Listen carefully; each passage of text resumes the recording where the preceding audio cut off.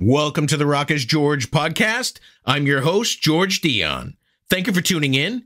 Be sure to hit like, follow, or subscribe on the platform that you're listening to us on. You can also check out my work at the loudest.com on the planet, knac.com, for exclusive hard rock and heavy metal interviews, live show coverage, album reviews, and more. My guest for episode 177 is guitarist and vocalist Joel Aguilar of the hard rock band Will the Thrill. Will the Thrill released their third studio album independently on July 28th, 2023. It features a slight shift in what they were known for on their earlier albums. Thanks for the support and sorry to disappoint you. Will and bassist Mojo Murphy lost their drummer and friend Tony Dr. Pepper after the release of Sorry to Disappoint You in 2014, but they managed to preserve some of his work on the latest album, Take It Sleazy. And here's Will Aguilar to tell you more about it. If I knew absolutely nothing about Will the Thrill, how would you describe your music to me? We are original music in the style of 1980s arena metal. I'd say that's a fair representation after listening to your music. Before we get to the current album, let's kind of go back to where Will the Thrill got its start. From what I understand, it was sometime around 2008. How did it all come together? Well, let's see. Originally, I gave myself the nickname Will the Thrill just before I went on spring break, my senior year of high school. And that guy is kind of this walking party waiting to explode. And it became my musical identity too, eventually, because I decided I really wanted to take that party attitude and put it into my records. And also it's a safer outlet. The character that is Will the Thrill, he could be kind of troublesome, really good-hearted, but very outgoing, occasionally obnoxious. And yeah, sometimes you got to keep him contained. But when it's time to be on that record and it's time to be on the stage, that Will the Thrill I was when I was 18 years old to like 25 or whatever, that's very much present. That's the guy who takes over. It's probably kind of like how Vince Fournier has to keep Alice Cooper reeled in, except maybe not quite as dangerous. You guys released an album in 2008 called Thanks for the Support. This is something that you put together on your own. You self-release most of your material, right? Yeah, self-released all of it, with all the mistakes that come along with that. You know that there's a baseball player called Will the Thrill as well, Will the Thrill Clark from your area? Will Clark, he had his primary career on the San Francisco Giants in the mid to late 1980s was when he was really swinging a hot bat. My St. Louis Cardinals were able to overcome him in the 1987 playoffs, thankfully, though. Anyway, there's also Will the Thrill Bynum, a really good basketball player. I mean, I'm not the only person. I'm not going to take sole claim to this name, but I am going to earn it. I think it's one of those nicknames like, anybody named Artie, they're automatically the one-man party. Artie the Party, especially if you're Artie Lang. On your debut album, interesting album cover art. Was that a model that you used in the picture, or is that a computer-generated model?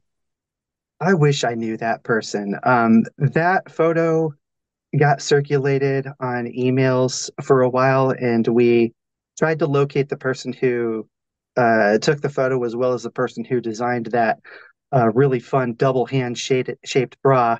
But we weren't really able to find them. And so I did my due diligence, and I know that these days you really do need to give credit to anybody who worked on photos and art and stuff like that.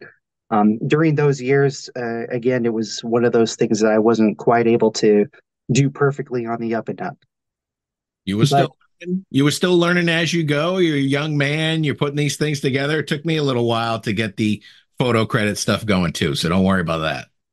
Well, the other thing is, like, bands always say thanks for the support, and when a woman needs help holding up her breast, she needs support too. So, being the immature young man that I was, I thought that was pretty clever. Your follow-up album came out in 2014 called Sorry to Disappoint You. Now, you made a point in your press materials to say that this album wasn't exactly well received by everyone. There was a reviewer that actually rated an album called Jar of Farts ahead of your album. Yeah, Jar of Farts got 75 out of 100, and Sorry to Disappoint You got 73 out of 100. Um, Gosh, sometimes this feels a little bit like when Rob Reiner is interviewing Spinal Tap and they talk about their record Shark Sandwich. Um, one of the things you try to do with an album is you try to get some publicity and get the name out there. And I hired a publicist at the time who was really well ingrained with some more of the death metal circles, but didn't necessarily know the glam metal people. And so most of the people she sent this album to, they respected the effort, but it wasn't really their cup of tea. But to be fair, I got online and I listened to the Jar of Farts EP all the way through, and there were definitely plenty of farts on it. It delivered on everything it promised.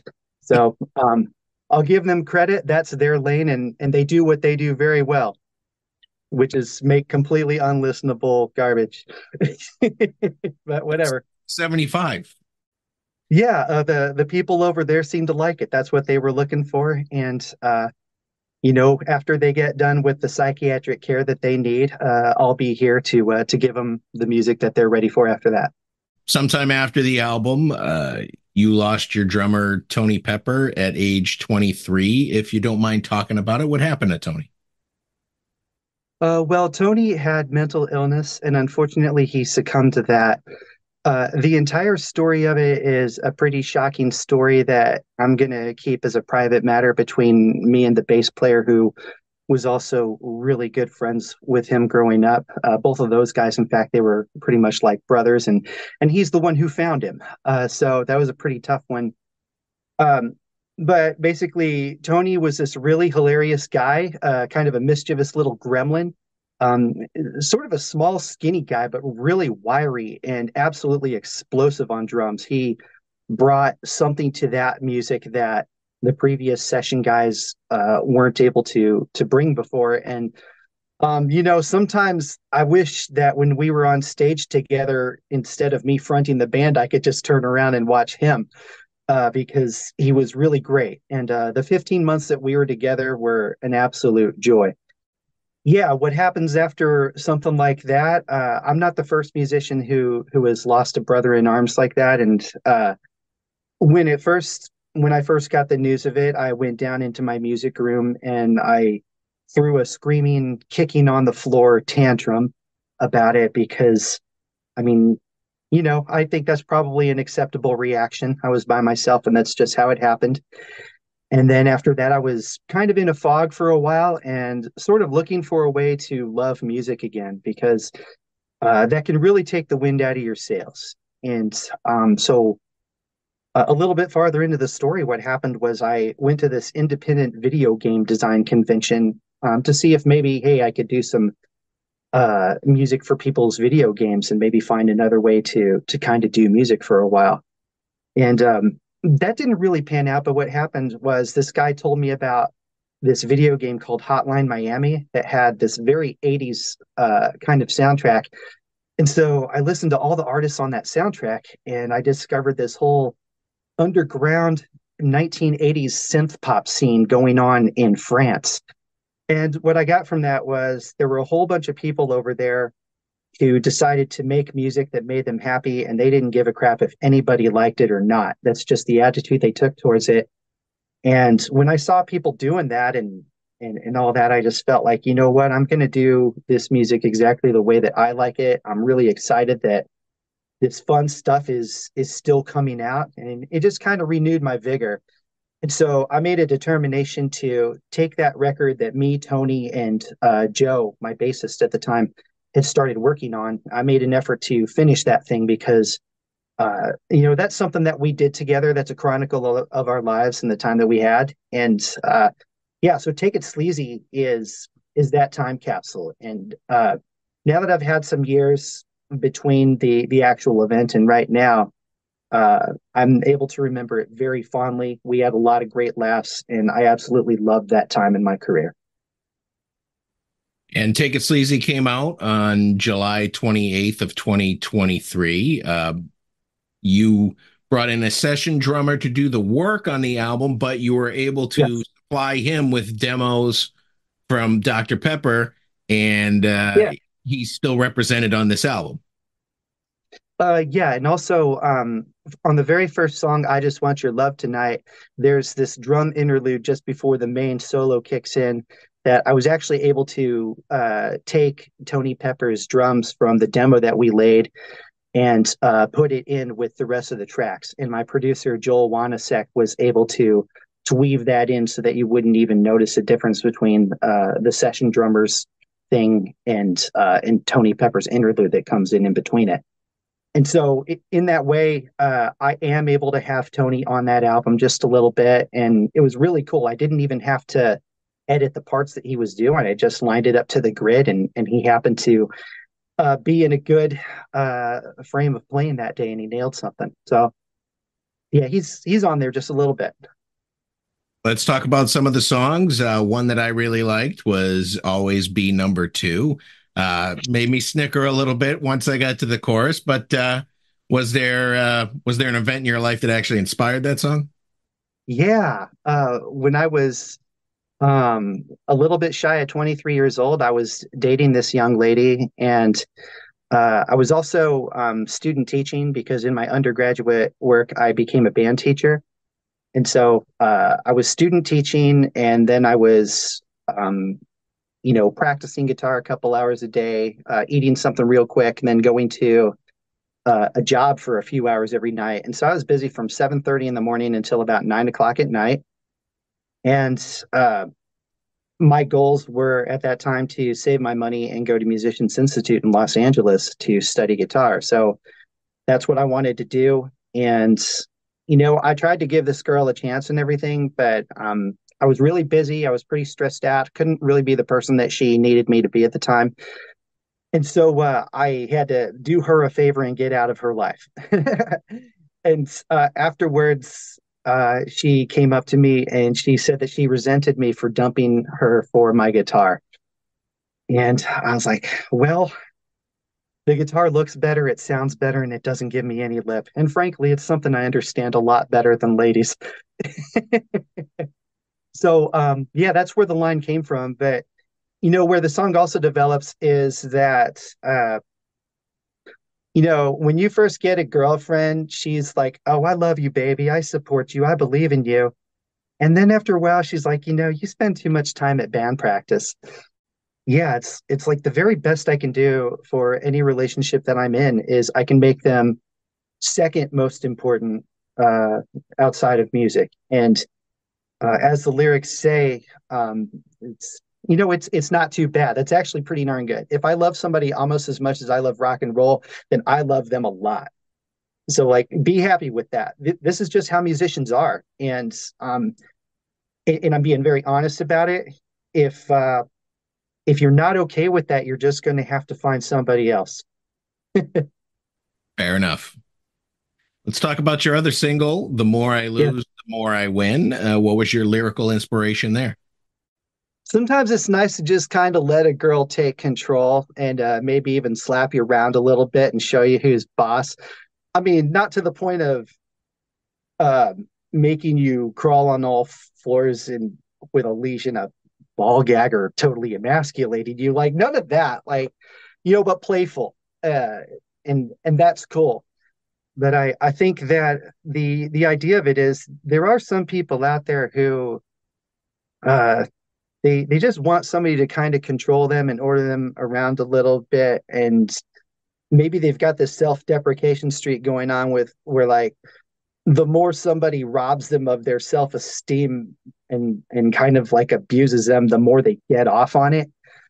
So yeah, maybe the kind of person who's in a song like that is a little bit sick. But if you can find that gentle dom who will be nice to you, and just keep in mind that this is all just play and not to try and destroy your life or anything like that, then yeah, I think that could be a really healthy thing. I think it can make it pretty interesting. Another song on the album that caught my ear was "I Don't Like Your Shitty Band."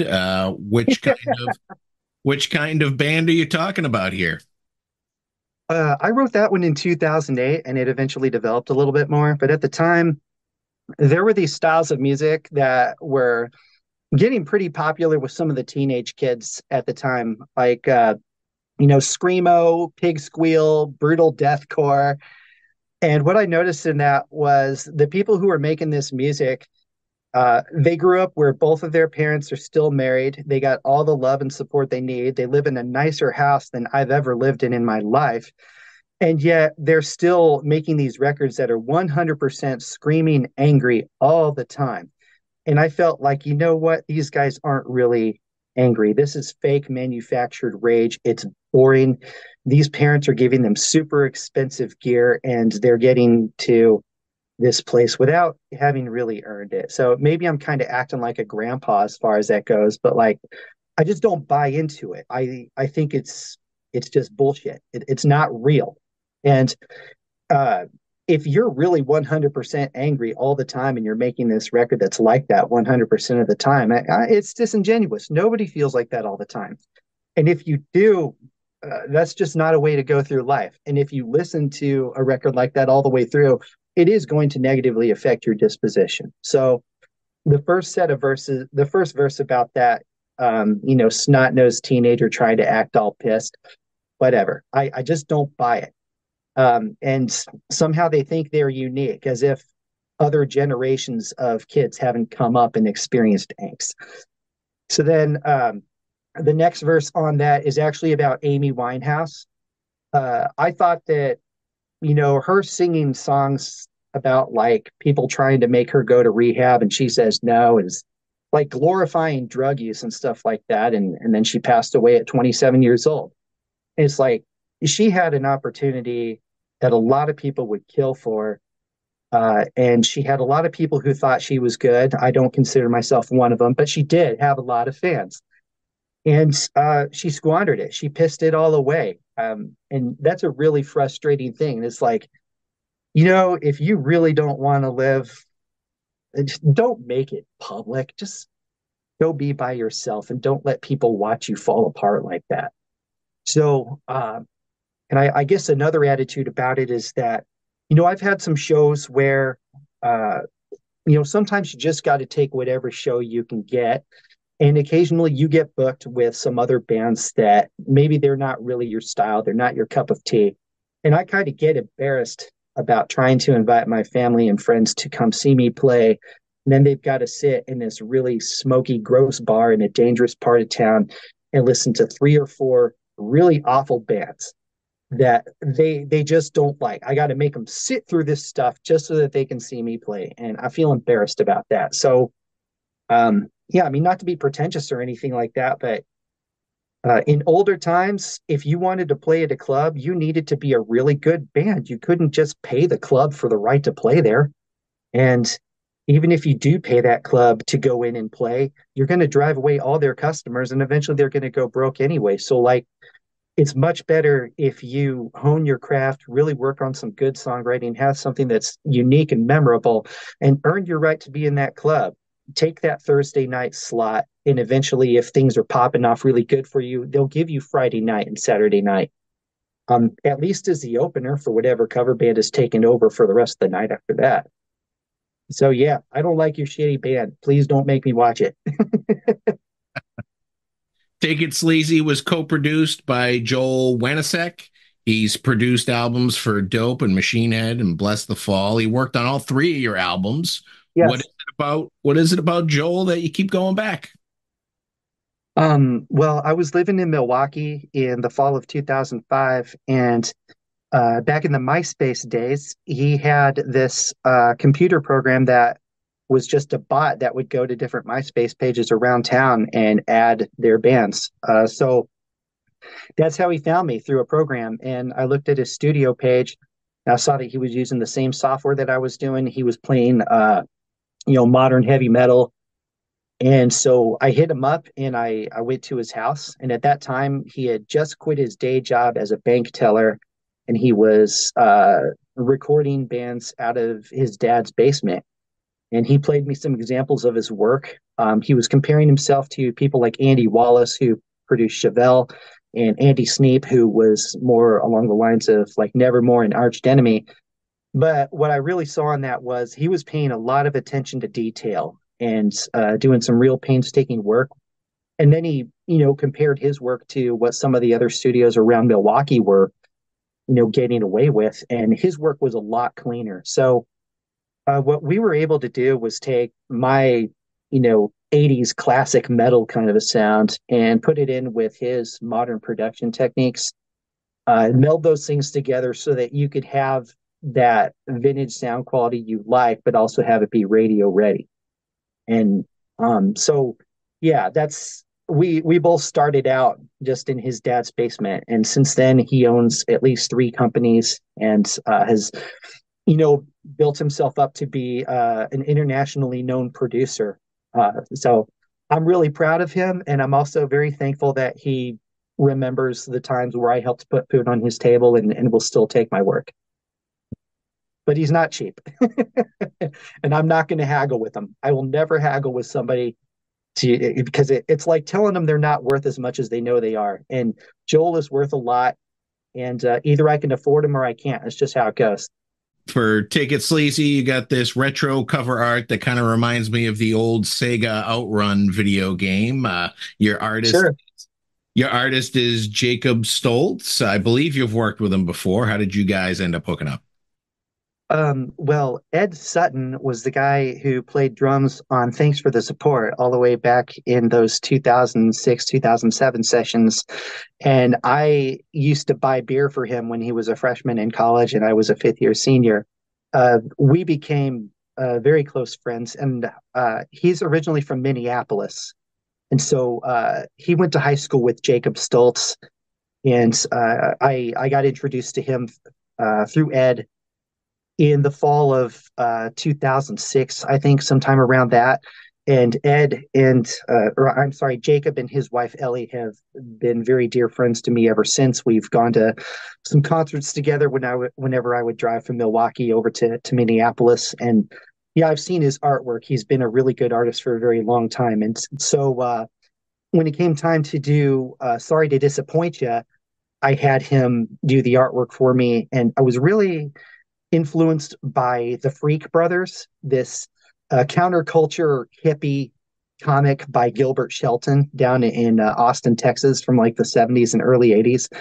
Uh, yeah, I my dad had Freak Brothers comics when I was a little kid, and I started getting a hold of those when I was about 9 years old, which is really inappropriate. Like, no kid should be exposed to stuff like that.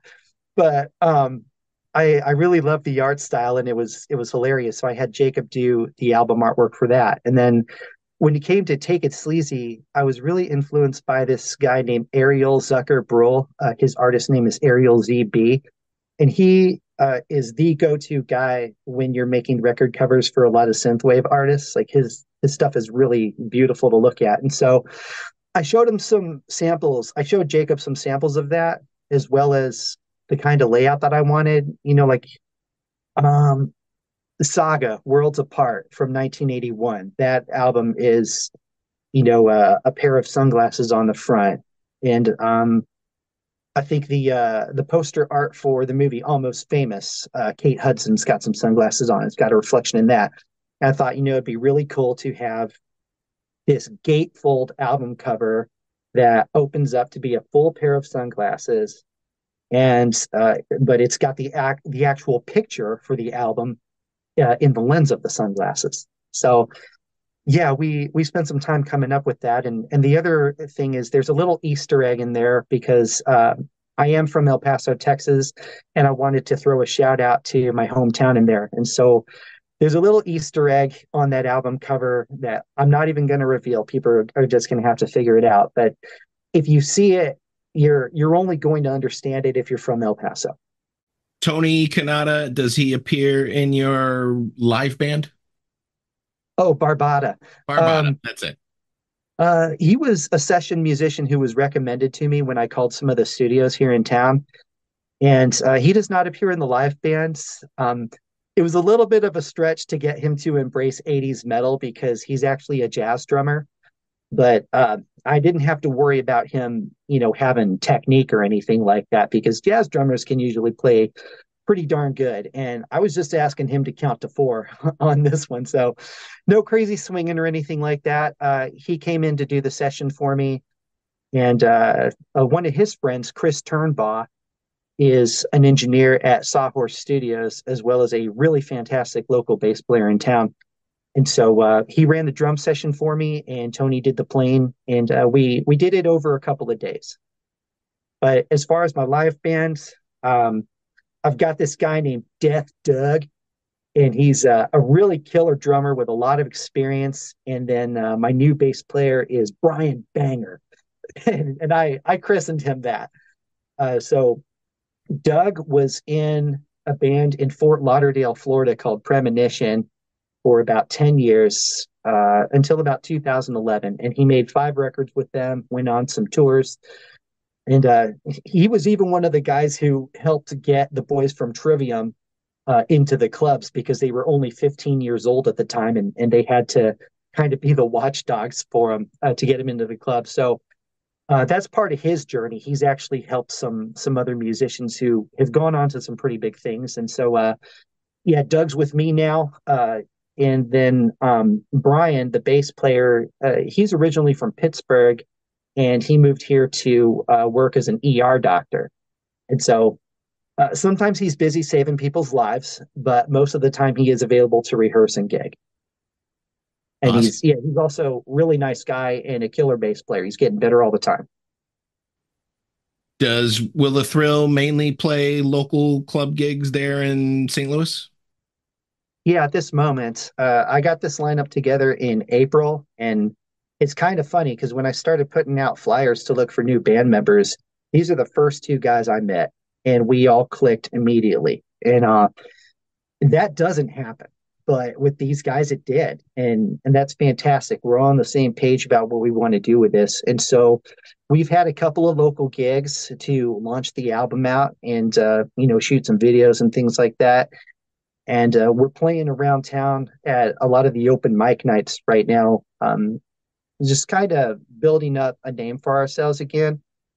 And, here in St. Louis and maybe in a lot of places, most of the club owners want to hire classic rock cover bands because they feel it's a safe thing to do. And they feel like they're going to have people who are always coming in to see that.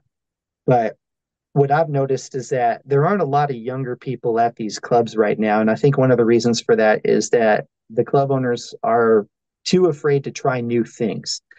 And, we're not asking to have anything handed to us. We want to take that crappy night in the middle of the week and then eventually earn our way into that spot in the weekend spot, like I've talked about before. So, whenever we play these open jams, the people pop off like almost like it's Hulk Hogan walking into the middle of WrestleMania 3 to fight Andre the Giant. Like we get a really good reaction from this stuff. And so we're handing out CDs to the club owners and making a name for ourselves. And yeah, we're going to be doing that, but also after we work on some more publicity and stuff like that, develop a little bit more numbers and a following, we do want to go wherever they'll have us. Like I'll play by a row of Porta Johns at Six Flags if I have to. I don't care. I'll be the soundtrack to somebody taking a piss, whatever. So yeah, we want to go everywhere, and just kind of let it get as big as it can naturally get. We're not going to stop ourselves. You may have to play some cover tunes in between your originals to get there. Might have to. I've been pretty against it so far. I've been in cover bands before, and it's okay and everything, but I loved these songs. I grew up on these songs. My average album is from 1987. I listened to Judas Priest every day for 2 years solid when I first found them, and Guns N' Roses every day for 6 months before that. So, like, I know this music. I do love this music, but I've already heard it a million times. And if I'm going to do any covers at all, I might bust out some Dokken or some Rat, that like maybe a little bit more of the deep album cuts as opposed to, like Round and Round or something like that. Because these are guys I cut my teeth on. Like I'm very much influenced by George Lynch in his rhythm guitar playing. I got to have a couple of guitar lessons with him back in the day, and that was really, really awesome. He just blew my mind sitting there. But probably the best thing about it was I realized he's just a human being like everybody else. Like he had just had his fourth grandkid. He still had to go get his own coffee. It wasn't always just playing in front of 10,000 screaming maniacs like you see on MTV. These guys can be pretty down to earth. So yeah, and then guys like Robin Crosby from Rat, 6'6", shock of blonde hair, had that little rose inside his guitar. He had all the moves. He wrote great songs. Steve Clark from Def Leppard, same kind of guy. Like if I tried to sling my guitar that low, I would have serious back problems. But it worked for him. He was an absolute rock star, and his moments during that Hysteria tour are for the ages, the rock of ages, even. So yeah, I mean, if I could channel some of those guys when I played a couple of covers, it wouldn't be such a bad thing. But I'm writing a lot of music, and I feel like it can stand up on its own pretty good. Thought you would have named Steve Vai as an influence. I noticed you have the Vai Gem guitar by Ibanez, and it's even autographed. I got him to sign it. Yeah. This friend of mine at Musicians Institute, right after Steve Vai played a show there, he got a backstage pass from Pink's guitar player because we knew him a little bit, and he got my guitar backstage and got Steve to sign it. And then afterwards, I waited for Steve to get done doing an interview with Carbon Amplifiers, and I got my picture with him real quick. But he is so much in demand that like he was already gone before I could even turn to thank him. But still a really wonderful moment. Yeah, the Ibanez Gem is a super playable guitar. There's still a lot of room for me to grow as a musician into that kind of a guitar. And it's one of those things. It was an investment that I made in myself when I was getting ready to go out to LA. And I will never sell it because I know it's a guitar that I'll just never be able to get another one like that again. Now, you mentioned you're always writing music. Take It Sleazy came out back in the summer. Yeah, How far are you on the next album? I have worked on a couple of demos. I think they're starting to take this theme of being really attracted to some young ladies who already have boyfriends. But I don't want to be that guy, man. Like I respect love. If you've got love, I don't want to mess with that because if I try to steal it, it's just not going to be real, not the way that those two had it.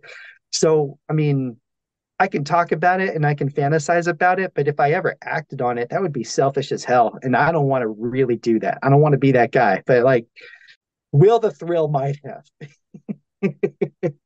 back when he was 23. And in fact, I learned some pretty tough lessons back then about getting in between a couple. Like, and nothing good comes from it, and you usually end up looking like a real asshole and losing out. So, yeah, it'll stay in the song, but I'm not going to do things like that. Well, those are all the questions I have for you today. Your latest album is Take It Sleazy. It's available now through your Bandcamp page, and I want to thank you for coming on the podcast today to talk more about it. Thanks a lot, man. Well, you take care and have a good one, all right? Once again, I want to thank Will Aguilar of Will the Thrill for coming on the Rock is George podcast. Be sure to check out their latest album, Take It Sleazy, out now. Head over to your favorite music streaming platform, take a listen to the album. If you like what you hear, head over to Will's Bandcamp page and buy a copy of the album. For all things Will the Thrill, head over to their official Facebook page /Will the Thrill 80s. I also want to thank Dave Tedder of Headfirst Entertainment for making this interview possible. You've been great. I've been George Dionne. Discover your next favorite artist on the Rock is George podcast.